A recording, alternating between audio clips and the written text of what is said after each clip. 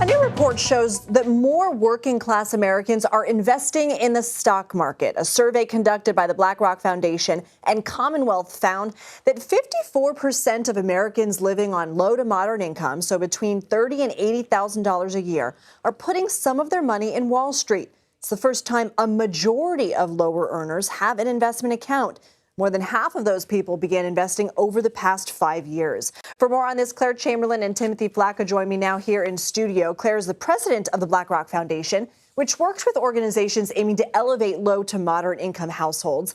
Timothy is the CEO of Commonwealth, an organization creating systemic change in the financial system. Thank you both so much for being here. And Claire, I want to ask you first, what do you think is contributing to this behavior change? Do you think the perception of risk has evolved? Do you credit investment apps? So first of all, thank you. We're delighted to be here today. At the BlackRock Foundation, as you pointed out, we really focus on creating pathways for more and more Americans to build financial security over time. And it's one of the primary reasons that we decided to partner with Commonwealth to understand this new group of investors who have come into the markets, particularly in the last 5 years. And certainly technology has played a part in lowering barriers to entry and making investing more accessible. But one of the things that we're particularly excited about is to study what is happening once people enter the markets, what's their experience, what are their motivations, and with a view towards how can we support their long-term financial success. So Timothy, maybe you can pick up on that. What are their goals, financial goals?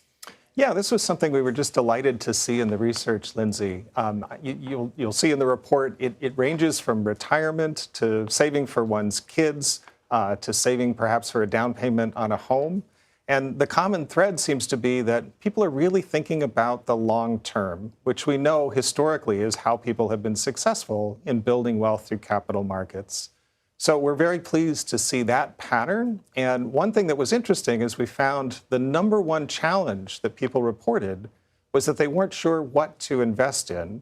So we think that really is an opportunity to rethink investor education and help people to have the information that they need in order to make investment choices, as Claire said, now that they really are in such record numbers becoming participants in capital markets. It's kind of interesting because we're seeing on the flip side other data, like it's taking longer for people to save up for a down payment on a home. Maybe some younger people are staying with their parents more often. How do you square those juxtapositions? Yeah, I can start us there. I think there are many pathways that we've seen for people, regular people, to build wealth in this country. But some of them, as you noted, are getting more difficult, right? I think many of us know how expensive homes are in some of our more competitive real estate markets. There's increasing talk that maybe education isn't the return for everybody that it once was. Probably not all of us are meant to be entrepreneurs. But it turns out that these days, really, there are very low entry barriers to participate in capital markets. And, you know, from our perspective, when 54% of the population is doing something, it's time to listen and to repeat, I think, what Claire has said. Ask ourselves, what are the opportunities to support this new cohort of folks so that they are successful and they are able to use this pathway to build wealth for themselves and their kids? So to start to answer that question, what do you want to leave people with? Well, you know, we know from history and from results that persistence in investing is what delivers over the long term. Our CEO, Larry Fink, has been quoted as saying, you know, if you were an investor January 1st, 2000, you would have earned a compound annual return of 8% for every single year from 2000 to now. So keeping people invested is a goal. How do you do that?